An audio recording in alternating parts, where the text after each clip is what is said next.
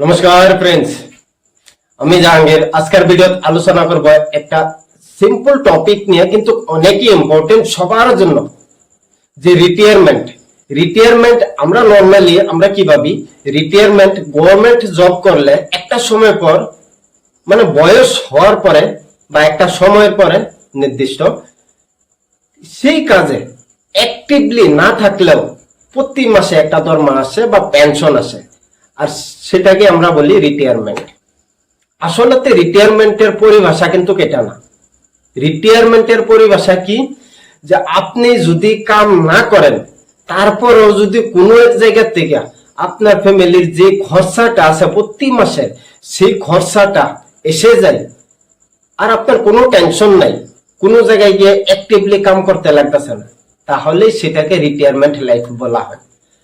আর বর্তমান সময়ে আমরা কি দেখি, গভর্নমেন্ট জব করলে, গভর্নমেন্ট যে কোনো সেক্টরে হোক, যে কোনো সেক্টরে গভর্নমেন্ট জব করলে দেখা যায় যে আমরা অ্যাক্টিভলি 10, 15, 20 বছর কাজ করার পরে সেই জায়গা থেকে রিটায়ারমেন্ট নিয়ে নেই, আর তারপর প্রতি মাসে মাসে একটা দরমহা বা পেনশন আমরা অ্যাকাউন্টে আসে, আর সেটাকে আমরা বলি রিটায়ারমেন্ট লাইফ। আর সেই সময় আমরা কাজ না করলেও কিন্তু আমরা যে ফ্যামিলি খরচাটা আছে সেই পেনশনের মাধ্যমে বা সেই দরমার মাধ্যমে কিন্তু চলার থাকে। এখন কথা হলো, এই রিটায়ারমেন্টের বিষয়তে আমরা সবাই জানি, কিন্তু আরেকটা রিটায়ারমেন্ট আছে, যে রিটায়ারমেন্ট নাকি যে কোনো মানুষই নিতে পারে, কম বয়সেও নিতে পারে। গভর্নমেন্ট সেক্টরে যদি জব করেন, গভর্নমেন্ট কাম কাজ করেন, তাহলে একটা নির্দিষ্ট সময় পরে কিন্তু আপনার সেই রিটায়ারমেন্টটা আসবে। 10-15 বছর কাজ করার পর কিন্তু আসবে। আর আমি যে ফর্মুলা বলতেছি রিটায়ারমেন্ট নেওয়ার, যে কোনো সময়ে কিন্তু নিতে পারবেন। অনেক মানুষ আছে যারা নাকি 25, 26, 27, 28, 30 এর নিচে বয়স কিন্তু রিটায়ারমেন্ট নিয়ে নিছে। তারা যদি কাজ নাও করে পুরা জিন্দিগি, তারপরও কিন্তু তারা ফ্যামিলির যে মেইনটেনেন্স খরচটা, এক্সপেন্সেস যেটা নাকি তাদের প্রতি মাসে যে খরচাটা আসে, তার থেকে অনেক বেশি টাকা তাদের অটোমেটিক ইনকাম হয়, যেটাকে নাকি আমরা প্যাসিভ ইনকাম বলি। তো শর্টকাট আমি বলে দিই, আমরা ফোকাস করি কোন জায়গায়, অ্যাক্টিভ ইনকামে।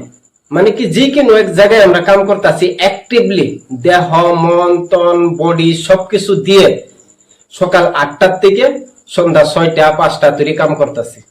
আমরা কি করি, সেই জায়গার ইনকামটারে ইনক্রিজ করতে, 500 আছে হাজিরা, 600 হোক, 600 আছে, 700 হোক, 700 আছে, 800 হোক, বাকি 1000 হোক।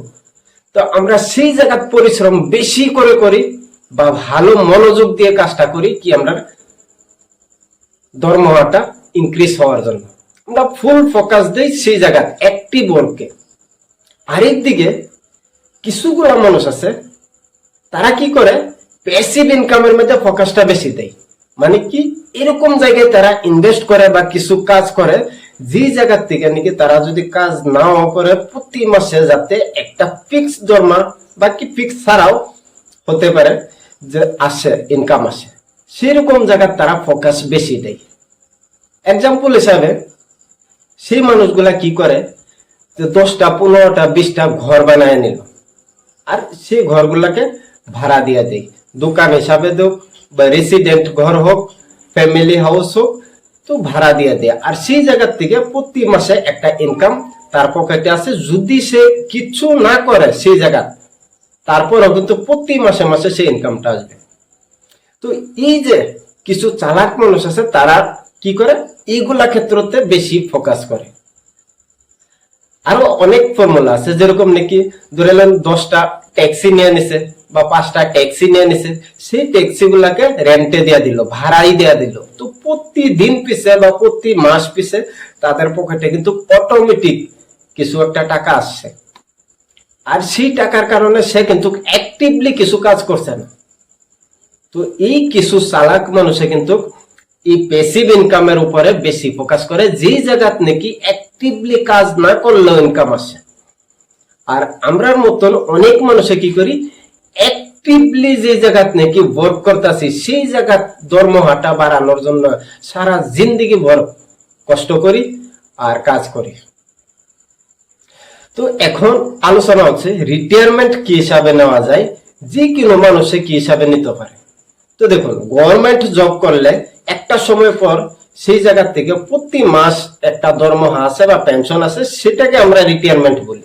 তো সেম ফর্মুলা যদি আমরা নিজে করি, যে জায়গা নাকি আমরা অ্যাক্টিভলি ওয়ার্ক করতেছি, কাজ করতেছি, সেই জায়গা থেকে যে ইনকামটা আমরা আসে, সেই ইনকাম থেকে কিছু একটা সেভিং করে যদি আমরা এরকম জায়গায় ইনভেস্ট করি, যে জায়গাতে নাকি লং টার্ম পর, কারণ আমরা জানি যে আজকের দিনও যারা নাকি অ্যাক্টিভলি কাম করতেছেন, যে কোনো জায়গাতেই হোক বা যে কোনো ক্ষেত্রতেই হোক, সবারই জন্য কিন্তু সেই দরমহাটা কম মনে হয়। একজন মানুষের যদি ভালো একটা আইটি কোম্পানিতে জব করে, আজকের দিনে 50 থেকে 60,000 স্টার্টিং দরমহা, কিন্তু তারপরও তার জন্য কিন্তু সেই দরমহাটা কম। সে মনে করে যে দরমহাটা কম। তো এই জগতে যে যেখানে কাজ করতেছে সবেরই মনে হয় যে আমার দরমহাটা কিন্তু কম আছে। আর যে দরমহাটা আসে তাতে কিন্তু সবাই কিন্তু হ্যাপি থাকে না।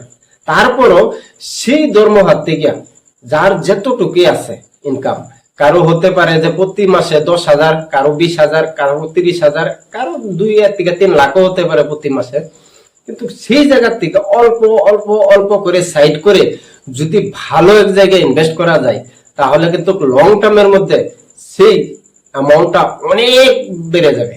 আর সেই জায়গা থেকে একটা সময় পর কিন্তু আপনি কাজ না করলেও যে খরচাটা আছে আপনার ফ্যামিলির প্রতি মাসে বা ডেইলি যে খরচাটা আসে, তার থেকে অনেক বেশি কিন্তু ইনকাম হবে, বাকি অটোমেটিক আসবে। তো সেই জায়গাটা কোন জায়গায়? তো অনেক মানুষে অনেক জায়গায় ইনভেস্ট করতে আছে। যেরকম নাকি কেউ দোকান বানাচ্ছে, 10টা 15টা দোকান বানাচ্ছে, কেউ 10টা 12টা 15টা ট্যাক্সি নিছে, নিয়ে ভাড়া দিয়ে দিছে, কেউ স্টক মার্কেটে ডাইরেক্ট স্টক কিনছে, প্রতি বছর শেষে 15 থেকে 20%, 30%, 40%, যার যতটুকু অভিজ্ঞতা আছে সেই হিসাবে সে কামাচ্ছে। অনেক মানুষ আছে যারা নাকি এসআইপি করছে মিউচুয়াল ফান্ডে প্রতি মাসে মাসে 2,000, 3,000, 5,000 করে জমিয়ে 5 থেকে 10 বছর পর অনেক বড় একটা অ্যামাউন্ট হয়ে গেছে। সেই জায়গা থেকে প্রতি মাসে যদি 10,000 করে উইথড্র করে পুরো লাইফ টাইম, তারপরেও কিন্তু সেই টাকাটা কমবে না। কারণ আপনার টাকাটা আপনি যতটুকু উইথড্র করতেছেন প্রতি মাসে, তার থেকে বেশি কিন্তু কামাচ্ছে। তো সেই ক্ষেত্রে দেখবার গেলে যে পুরো লাইফ টাইমও যদি এই হিসাবে উইথড্র করেন 10,000, তাহলে কিন্তু আপনার টাকাটা কমবে না, কারণ আপনার কামাই থেকে কম উইথড্র করতেছেন প্রতি মাসে। তো এরকম অনেক জায়গা আছে। পরবর্তী ভিডিওতে আলোচনা করব কি হিসাবে মিউচুয়াল ফান্ডে রিটায়ারমেন্ট প্ল্যান করা যায়, আর যে কোনো মানুষের মিউচুয়াল ফান্ডে ইনভেস্ট করে কম সময়ের মধ্যে বা কম বয়সের মধ্যে রিটায়ারমেন্ট কি হিসাবে নিতে পারবেন। তো এই বিষয়ে বিস্তারিত ভাবে আলোচনা করব।